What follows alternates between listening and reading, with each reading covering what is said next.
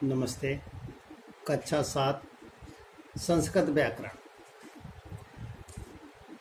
व्याकरण वह भाषा है जिसमें हमें शुद्ध रूप से बोलना, लिखना, पढ़ना आ जाए, उसे व्याकरण कहते हैं। संस्कृत में संज्ञा के अनुसार लिंगों में 3 लिंग होते हैं। पुल्लिंग जो पुरुष के लिए प्रस्तुत करता है, स्त्रीलिंग जो स्त्री के लिए, और नपुंसक लिंग जो निर्जीव वस्तुओं के लिए बताता है। वचन वैसे तो हिंदी में 2 ही वचन होते हैं, एक वचन बहुवचन, लेकिन संस्कृत में एक वचन एक वस्तु की ओर प्रस्तुत करता है, द्विवचन 2 वस्तुओं की ओर, और बहुवचन 2 से अधिक वस्तुओं की। कारक वे चिन्ह होते हैं जो वाक्य में संज्ञा और सर्वनाम शब्दों का क्रिया से संबंध बताते हैं।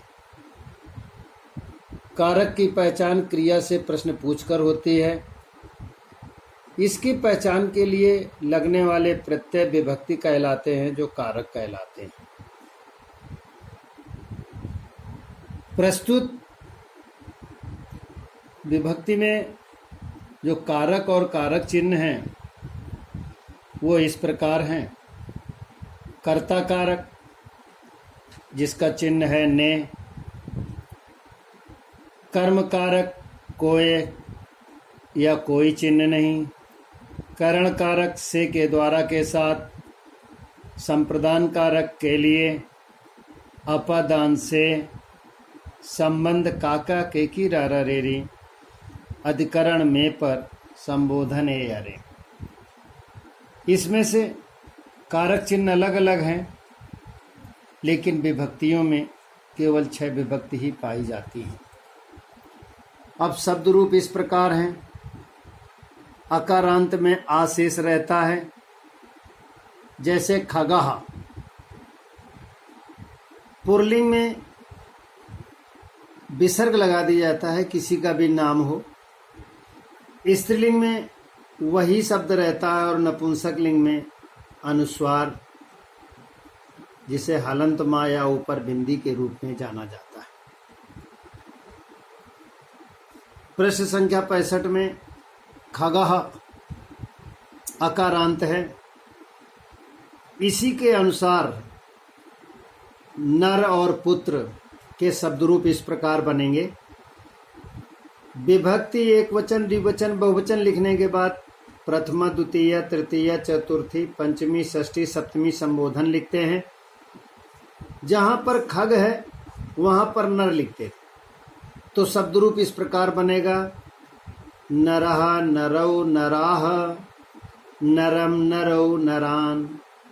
नरेन नराभ्याम नरय। नराय नराभ्याम नरेभ्यः।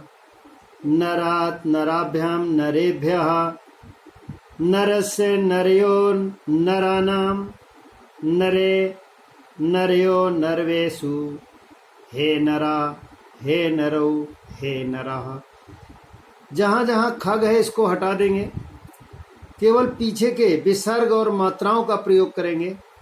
वहाँ खग की जगह नर, तो ये नरह हो जाएगा।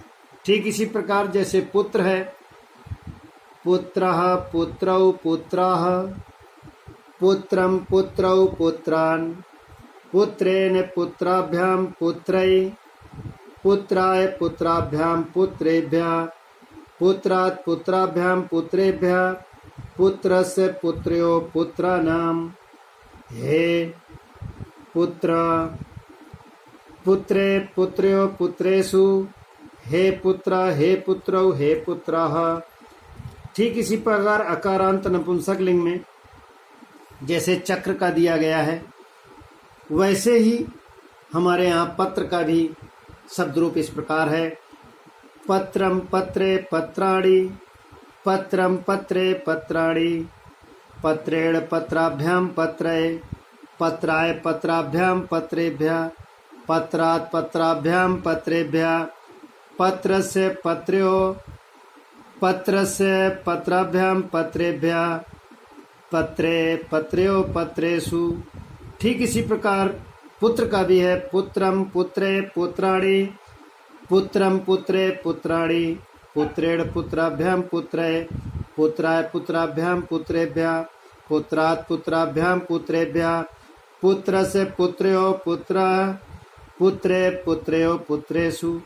जिस प्रकार से अकारांत नपुंसकलिंग में चक्र दिया गया है, इसी तरह बालक पत्र और पुत्र का लिखेंगे, और पुल्लिंग में जिस प्रकार खगय दिया गया है, इसी तरह नरः और नर के बाद पुत्र का लिखेंगे।